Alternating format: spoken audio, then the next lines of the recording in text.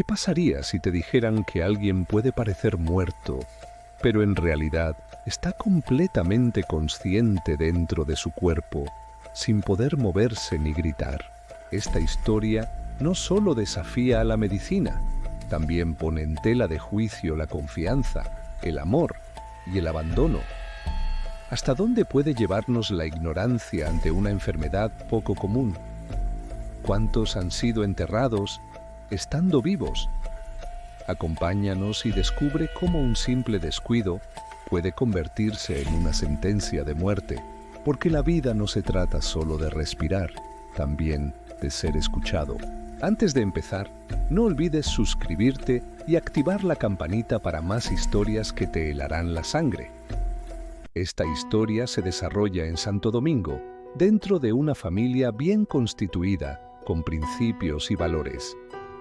Pero, como ocurre a veces en las tragedias más inesperadas, uno de sus hijos, Ricardo Fernández, traía consigo desde la infancia una sombra invisible, una enfermedad extraña que los médicos de entonces no podían diagnosticar con precisión. Desde niño, Ricardo mostraba episodios inexplicables, mareos intensos, desmayos repentinos, una fragilidad que contrastaba con su actitud decidida y su inteligencia aguda. Uno de los momentos más alarmantes ocurrió en plena adolescencia, cuando tenía apenas 17 años. Un ataque repentino, un desvanecimiento sin pulso aparente, sin respiración. Ricardo se desplomó en la calle mientras caminaba con su hermano Felipe hacia un almacén. Su cuerpo quedó rígido, sus labios morados, y no respondía a estímulos. Parecía muerto. Fue llevado de urgencia al hospital, donde los médicos, tras evaluarlo, lo dieron por fallecido a causa de un infarto fulminante. Su madre, doña Clara, lloró durante horas abrazando el cuerpo inerte de su hijo, mientras don Agustín, su padre, parecía petrificado por el horror. Sin embargo, ante el asombro de todos, Ricardo despertó repentinamente después de unas horas, jadeando como si hubiera regresado de otra dimensión. Desde ese día, doña Clara comenzó a considerarlo un hijo marcado por Dios, un muchacho especial, capaz de cruzar el umbral entre la vida y la muerte. Lo trataban con una devoción silenciosa, como si tuvieran miedo de perderlo de nuevo. Su padre, más reservado, decía en voz baja: «Mi hijo ha caminado por el valle de las sombras», y volvió. Nadie regresa así porque sí. Con el tiempo, comenzaron a evitar hablar del episodio con extraños. Temían que lo vieran como un fenómeno, o peor, como un mal presagio. Pero en la intimidad, lo cuidaban como si fuera un tesoro prestado por el cielo. Hasta llegaron a pensar que había algo sagrado en él, que sobrevivir a la muerte no era una maldición, sino una señal. Ricardo tenía un propósito que aún no conocían. A pesar de esta extraña condición, los años siguieron su curso. Ricardo y Felipe ingresaron a la universidad y se graduaron con honores en ingeniería civil, demostrando desde jóvenes una férrea voluntad de superación.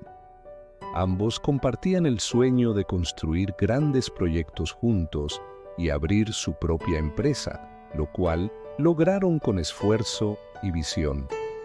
Su firma de ingeniería se posicionó rápidamente entre las más respetadas de Santo Domingo. Eran una dupla imbatible. Cuando Ricardo tenía alrededor de 25 años, volvió a desvanecerse. Al llevarlo al hospital, sucedió lo mismo. Esta vez demoró un poco más en reaccionar. Aunque los médicos indicaron que ya estaba muerto, sus padres no lo aceptaban, y fue así como volvió a despertar. Como no había ningún historial médico que lo respaldara más allá de la palabra de sus padres, los médicos calificaron el caso de irracional. Ese día quedó marcado en la memoria de Ricardo. Los médicos lo catalogaron como un evento aislado, pero nunca pudieron dar una explicación certera. Lo cierto es que Ricardo había estado muerto, o al menos eso parecía. Desde el primer episodio, doña Clara no volvió a ser la misma. Cada noche lo miraba dormir como si fuera un milagro prestado por Dios. A veces se quedaba sentada en la oscuridad, observando el leve subir y bajar de su pecho, temerosa de que dejara de moverse. Pero había algo más, algo que crecía en su interior y que nunca se atrevió a decir en voz alta. ¿Y si Ricardo no pudiera morir? La pregunta la atormentaba. Su esposo le decía que no debía pensar tonterías, pero en el fondo también temía que su hijo estuviera marcado por algo que escapaba a toda lógica. No era normal que un cuerpo regresara de la muerte con tanta calma, sin secuelas, sin una explicación concreta. Los médicos locales no sabían qué decir, y eso la llenaba de más preguntas que respuestas. Fue entonces cuando llegó Milagros, una joven enfermera voluntaria del hospital público donde Ricardo fue atendido después de su segundo episodio. No era amiga de la infancia, solo una desconocida que, al ver la historia clínica de Ricardo, quedó completamente intrigada. Milagros fue distinta desde el principio. Directa, decidida, sin miedo a la rareza del caso.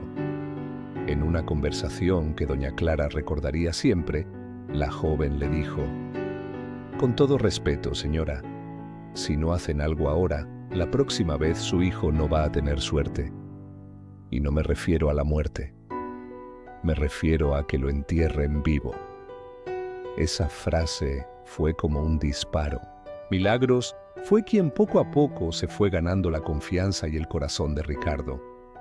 Ella se interesó por su salud y él vio en ella a una mujer bondadosa. Surgió, como él diría, el amor de su vida, ese amor único que jamás podría cambiar. Ella, además, se encargó de contactar con clínicas especializadas, reunió informes, escribió correos, hizo llamadas.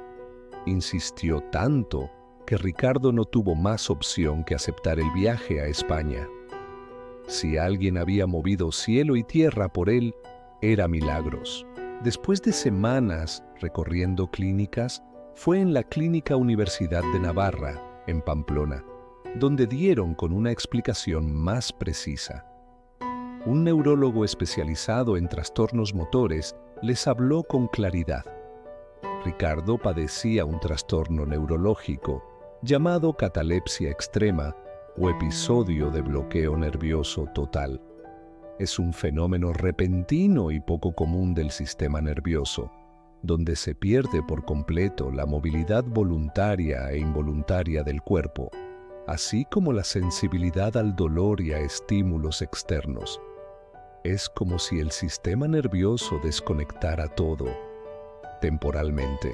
El diagnóstico fue impactante, pero al mismo tiempo un alivio. Milagros fue quien acompañó a Ricardo en las terapias respiratorias, en los ejercicios de estimulación motora, en las charlas con psiquiatras. Ella lo ayudó a comprender que no estaba maldito, ni destinado a un destino sobrenatural, sino que sufría una enfermedad real, tratable, aunque peligrosa. Con el paso de los meses, Ricardo recuperó cierta paz.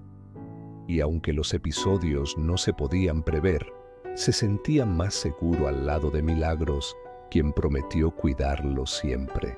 Doña Clara, por su parte, comenzó a ver a Milagros con una mezcla de gratitud y esperanza. Ya no pensaba que su hijo era inmortal, pero sí creía que mientras Milagros estuviera cerca, tendría más vida por delante. Lo que nadie sabía era que, años después, Ricardo volvería a morir. Y esta vez no habría ni milagros, ni ayuda, ni nadie que recordara aquellas advertencias. Ella fue la única que supo con detalle el padecimiento que lo atormentaba. Milagros jamás bajó la guardia. Llevaba un control meticuloso de sus medicamentos y chequeos e insistía en tener una vida tranquila.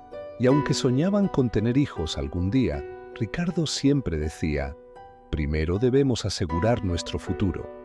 Para él, el trabajo venía primero. Milagros aceptó esa decisión con amor. Así permanecieron más de 10 años juntos y en todo ese tiempo jamás se repitió el caso de catalepsia. El propio Ricardo empezó a pensar que todo había sido una tontería, un mal diagnóstico. Aunque Milagros siempre lo cuidaba y pensaba que llegaría el día en que se casarían y formarían una familia, total. Ellos ya vivían juntos desde hacía mucho tiempo. Todo cambió cuando Cristina Mendoza apareció en la empresa.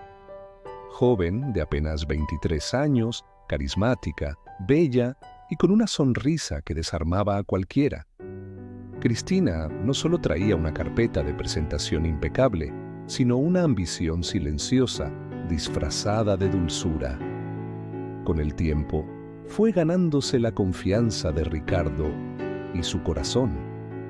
Poco a poco, y sin que nadie lo notara al principio, comenzó a ocupar el lugar de Milagros. El rompimiento fue brutal. Milagros no entendía qué había fallado. Habían construido una vida y, de pronto, todo se desmoronaba. El dolor que sintió fue desgarrador, no solo por la traición emocional, sino por el abandono. Había sido su cuidadora, su apoyo, la única que conocía lo que pasaba con su cuerpo, y ahora Ricardo le exigía que abandonara la casa porque iba a traer a vivir a Cristina. Milagros le explicó que no tenía a dónde ir en ese momento, pero a Ricardo le importó poco. Antes de irse, quiso advertirle a Cristina sobre la condición médica de Ricardo, pero él se lo prohibió tajantemente. No le digas nada. Si lo haces, todo se arruinará, le dijo Ricardo con dureza, aún sintiendo el peso de su enfermedad como una vergüenza. Milagros, llena de pena, se fue de Santo Domingo a España para continuar con su vida de enfermera. Para él, la catalepsia era un estigma. Estaba harto de vivir bajo la sombra de la muerte. Quería sentirse pleno, libre, y Cristina le ofrecía esa ilusión. Dejó de tomar sus medicamentos. Decía que ahora se sentía más vivo que nunca. Pero la verdad era otra. Se agotaba fácilmente. Sufría crisis de cansancio extremo tras largas jornadas de trabajo y más de una vez Cristina lo encontró dormido en el suelo del baño o desplomado sobre el sofá. Ella, más joven, lo presionaba. Quería casarse, tener hijos, formar un hogar tradicional. Ricardo, en su fuero interno, sentía que ya no tenía tiempo. Sin embargo, cedía ante sus pedidos. Cristina le prometía amor, le hablaba del futuro, pero ese futuro no incluía a Ricardo. Lo que Ricardo ignoraba era que Cristina mantenía una relación secreta con Esteban Lugo, su mejor amigo desde la infancia. Esteban, tan carismático como traicionero, lo había ayudado a levantar su empresa de ingeniería civil, pero sus intenciones nunca fueron nobles. Había envidiado a Ricardo toda su vida, y Cristina fue su trofeo. Un día, Ricardo sufrió un colapso repentino en su estudio. Cristina lo encontró tendido, inmóvil, pálido. Llamó a la ambulancia. Fue declarado muerto por paro cardíaco, sin más análisis. Nadie sospechó. Nadie, excepto su hermano Felipe, quien dudó profundamente del diagnóstico. Sabía lo que su hermano tenía. Trató de explicar la situación. Contó que habían recibido un diagnóstico de catalepsia y que en un plazo máximo de 12 horas, Ricardo podía despertar. Aunque los médicos estaban indecisos y a petición de los padres, ya que la esposa insistía en que lo enterraran pronto, decidieron esperar esas 12 horas. Al término del plazo, y sin tener ninguna respuesta, declararon realmente muerto a Ricardo y lo llevaron a la morgue. Su hermano y sus padres lamentaban profundamente que todo hubiera terminado así. Sabían que Milagros lo habría cuidado, pero Cristina lo había llevado al borde de la muerte. Mientras Ricardo yacía en la cámara frigorífica, Cristina y Esteban celebraban en un hotel del malecón. La escena era macabra: copas de vino, risas, besos y un brindis por una libertad que no les pertenecía. Además, al ser la esposa, Cristina tendría derecho a la mitad de la empresa. Su suerte no podía ser mejor, decía. Creían haber ganado, pero estaban a punto de conocer el verdadero rostro del infierno. Después de casi un día completo, Ricardo abrió los ojos dentro de la cámara frigorífica del mortuorio. La oscuridad y el frío lo envolvían. Tardó unos segundos en entender que había sido enterrado en vida. Golpeó con desesperación. Gritó. Un guardia escuchó el ruido y, al abrir la compuerta, cayó de espaldas del susto. Afortunadamente, su hermano Felipe estaba esperando la entrega del cadáver para el velorio y escuchó los ruidos y gritos. Ingresó a la recámara, abrazó a su hermano. Sabía que esta vez, simplemente, la catalepsia había durado más horas. Con ayuda del guardia y un monto de dinero que éste aceptó, lo convencieron de colocar en el ataúd piedras y tierra que simularan el peso de Ricardo. Se entregó un cajón completamente sellado para que nadie pudiera ver el cadáver. De esta manera, Ricardo fingiría su muerte. Había un motivo muy grande.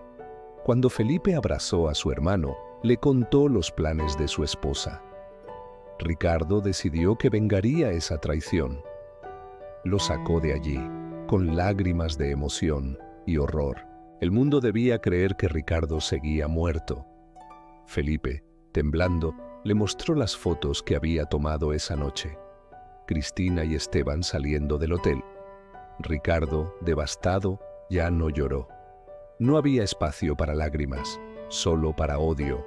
Con la ayuda de Felipe, regresó al departamento. Cristina, vestida de luto, brindaba sola mientras Esteban la esperaba en otra habitación. Ricardo se infiltró por la puerta trasera. El resto fue un instante, un cuchillo, un grito ahogado. Esteban murió sin saber quién lo mató. Cristina entró al estudio y el terror la paralizó. Ricardo, con la piel aún pálida y los ojos llenos de furia, sostenía el cuchillo. ¿Tú estás muerto?, susurró. Sí, dijo él, antes de abalanzarse sobre ella. Horas después, la policía encontró los cuerpos. El crimen fue brutal, pero inexplicable. Ricardo estaba muerto y no encontraron otro culpable. El caso se cerró con muchas dudas, ya que en el pueblo decían que si alguien tenía motivos para verlos muertos, ese era Ricardo. Pero él había fallecido días antes e incluso ya estaba enterrado.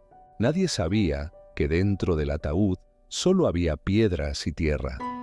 Mientras tanto, Ricardo viajaba rumbo a Estados Unidos con una nueva identidad. Había perdido todo: su hogar, su vida, su pasado, pero había recuperado justicia. Ricardo dejó Santo Domingo una madrugada nublada, sin mirar atrás. Había vendido en secreto su empresa de ingeniería, aquella que construyó con esfuerzo durante años. Con ayuda de su hermano, cruzó el océano rumbo a Miami, buscando algo que no podía explicar con palabras: libertad quizás, o simplemente la posibilidad de respirar sin miedo. Adquirió una pequeña casa al sur de la ciudad. No era grande ni lujosa, pero era suya. De vez en cuando, su hermano lo visitaba y compartían una cerveza bajo la sombra de un viejo árbol del patio. Pero sus padres, ellos nunca llegaron a saber la verdad. Para ellos, Ricardo simplemente murió y dejó una gran pena que jamás pudieron superar. Cada noche, sin excepción, Ricardo despertaba aterrado, empapado en sudor, creyendo aún estar dentro de aquella cámara frigorífica, donde perdió la noción del tiempo y casi la cordura. Su respiración se agitaba al recordar la oscuridad que lo envolvía, la sensación de ser enterrado en vida, la desesperación que le carcomía el alma. necesitó ayuda. Visitó a un psicólogo, aunque no contó toda la verdad. Decía que se había quedado atrapado en una cueva durante un accidente de excursión. Decía que la falta de oxígeno, la oscuridad y el silencio habían marcado su mente. Con tratamiento, medicación y documentos falsos, volvió al ruedo como ingeniero. Trabajó en obras pequeñas, ganando lo justo, sin hacer mucho ruido. Conoció a una mujer amable, generosa, que lo abrazaba sin hacer preguntas, sin mirar las cicatrices invisibles. Se casaron. Ella nunca supo completamente quién era Ricardo. A veces, en silencio, él pensaba en aquella otra mujer, aquella que lo ayudó, lo alimentó, lo cuidó, y a quien él traicionó por miedo, por confusión, por un deseo desesperado de escapar. A veces, mientras acariciaba la espalda de su nueva esposa, pensaba en los ojos de la otra y sentía un vacío que no se llenaría jamás. Pero trató de ser feliz, o al menos de parecerlo. Solo pidió una cosa: «Cuando muera, por favor, no me entierres antes de 48 horas», le dijo un día a su esposa mientras desayunaban. «Quiero estar seguro de que no estoy dormido». Ella lo miró con ternura, sin entender. Y Ricardo, con el alma temblando, sonrió. Sabía que la vida le seguiría dando miedo, pero también sabía que era lo único que tenía. A veces, en las madrugadas más silenciosas, Ricardo se preguntaba si Milagros, aquella mujer que una vez creyó en él cuando todos lo dudaban, sabría que seguía vivo, o si simplemente lo había dejado atrás como un caso más, un recuerdo entre tantos. Nunca volvió a verla. Nunca supo si lo buscó. Pero con los años comprendió que vivir no era cuestión de suerte. Era una decisión. Aprendió a informarse, a prevenir, a no confiar su vida a nadie más sin antes asegurarse de que supieran la verdad, porque lo habían matado una vez por ignorancia y lo habrían enterrado por desidia, pero él no permitiría que eso volviera a pasar, ni por una esposa, ni por una madre, ni por nadie. Gracias por acompañarnos en este viaje lleno de suspenso y emoción. Si llegaste hasta aquí y aún no te has suscrito, te invito a hacerlo y a activar la campanita. Y si te gusta lo que escuchas, no olvides compartir el canal con tus amigos y familiares. Nos vemos en un próximo video.